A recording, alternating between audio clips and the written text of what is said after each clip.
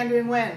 Let's cook from one of my favorite new cookbooks today, My Korea by Chef Hoonee Kim. He's based in New York City, has fabulous restaurants that I've been to, and he has a recipe for scallion pancakes, scallion pajeon, which are one of my favorite Korean things to order at a restaurant, but I also love to make them at home. My problem is that I've never been able to figure out a recipe that gets me to the crunchy delicateness that I get at the restaurants where I've eaten. And Hoonee has a recipe in here, and he's very generous with sharing his techniques and secrets. So let's make some today. First thing to make is the batter. And you know what? You probably have everything you need for it. Okay, so what you're going to do first is measure out all the ingredients. You want some flour. I'm making a half batch here, and I'll show you why in a second. So flour, and then that's 1 cup of flour, and then you've got cornstarch.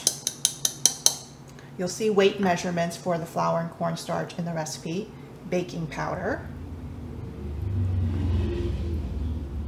and sugar,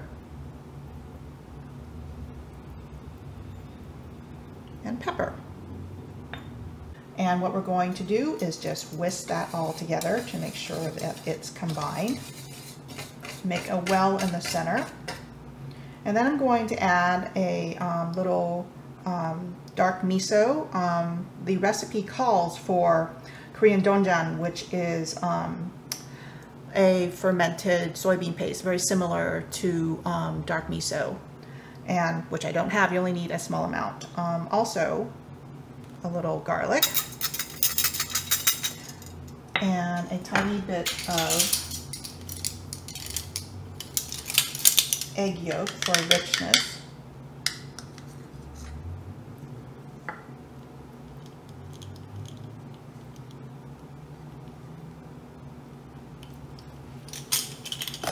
And really cold club soda, which the recipe says is one of the keys to making a light batter. So what we need is about 1 cup of ice cold club soda.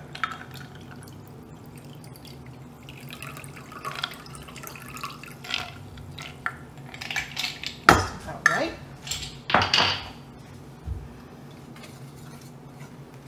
And then just pour it in the center. And then he says just to whisk it, stirring it for about 10 times. So not much activity.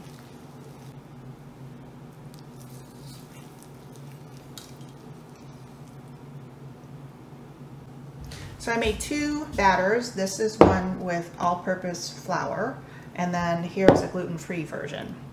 So for these batters to work really well, we need to refrigerate them. In fact, Hoonee suggests freezing them for a while, like 10 minutes or so. So let's do that. Because when the batter's cold and the skillet's hot, you're gonna get really good pancakes. These are scallion pancakes, which basically is the same word for green onion, just fancy. You know, you only need 3 bunches. The problem is when you go to the store, you may find scallions that are like this size, which I consider to be kind of like slender scallions, and then also some that are like gigantoid, that practically leeks. So in a situation like this, either you can combine them if you want to, or instead of 3 bunches of scallions, which are probably medium-sized scallions, I would use like 2 big ones. And so, you know what, gauge your ingredients when you're shopping. The other thing too is that in the recipe you can add other items to the pancake mix. There can be carrot, and you can julienne them if you like. These are ones that I use a vegetable peeler on to shave off pieces of carrot that are about, you know, 2 inches or so, and then very thinly, and then I just kind of cut them into a much finer julienne. You can also add seafood to make a seafood pancake, and this is just chopped raw shrimp. They're shelled and deveined shrimp, and you can add that to the pancake too. So check the recipe on the website to see what are the possibilities. But you can keep them just with scallion or you can go ahead and add some of these other things to kind of, you know, mix things up. Well, yours truly managed to freeze the batter a little bit too long because I was doing all the other things for the video. So my lesson is to listen to the timing of a recipe, or in this event I should have just thrown it into the fridge to keep chilled, but this is very cold right now, so maybe this is what will work. I think it'll be just fine. So you know what, if this happens to you, just let it sit out for a few minutes, and it's going to be really, really cold still.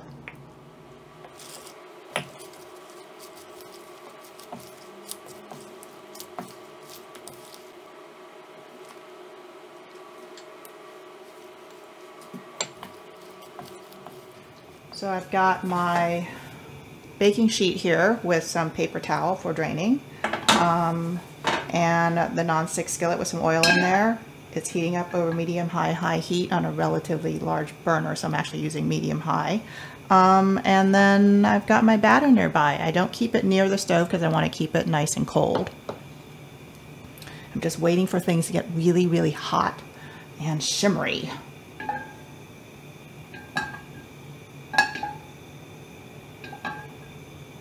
Nearly smoking, he says. I think I'm practically there. So we'll add about a cup of the mixture.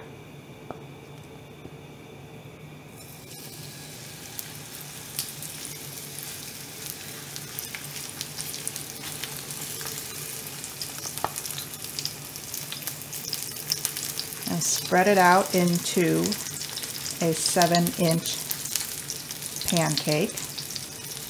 That sounds good already, right?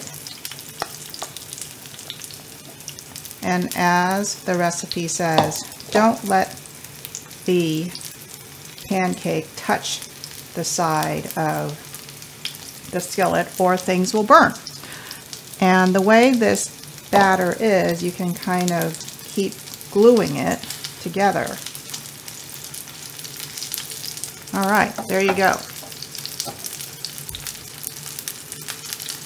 Now after you get the batter in there, then reduce the heat to medium because you want things to cook, not burn. And just hang out. This, my friend, is sounding and looking very promising for a Korean pancake.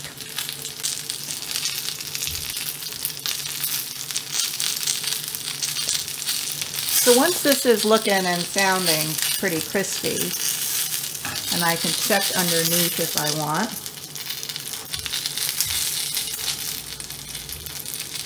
Well, I can drizzle a little bit more oil on it.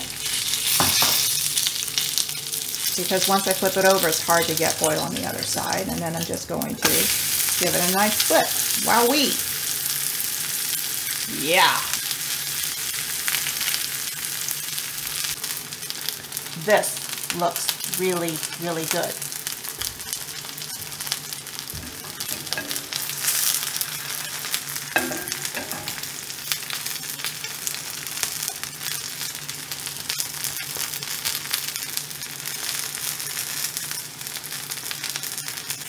This is looking really good, nice and crispy.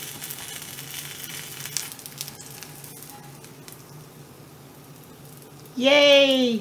Pajon at home. Mmm. And if a few pieces happen to fall off, well then just add them to your collection of things to eat. Or that's the cook's bonus. Nibble on that. If there are any bits in the skillet, wipe the skillet clean before you make another one.